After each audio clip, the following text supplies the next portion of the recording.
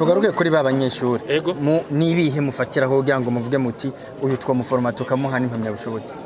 araza akamuyede donc agahereza baki barakora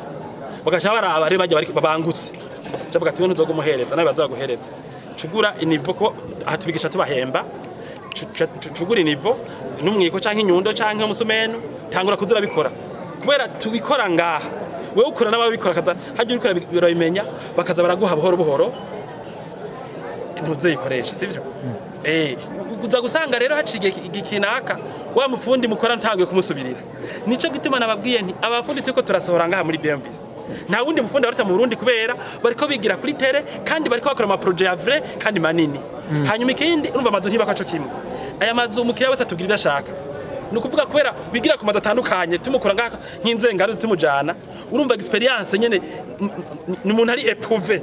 so umuntu bwa nashize ku nzu ngo arayimaze ngo n'umufundi no yaravuye kuri yaraja kuri kuri etage kuyisanzwe yarubatse imishinge donc bimwe byo kuvuga ngo je ngo sindaronka kuko ashaka kumara kaminuza ukayisoka utagiye kunzu kubera ngo ihere utarajisha ivyuma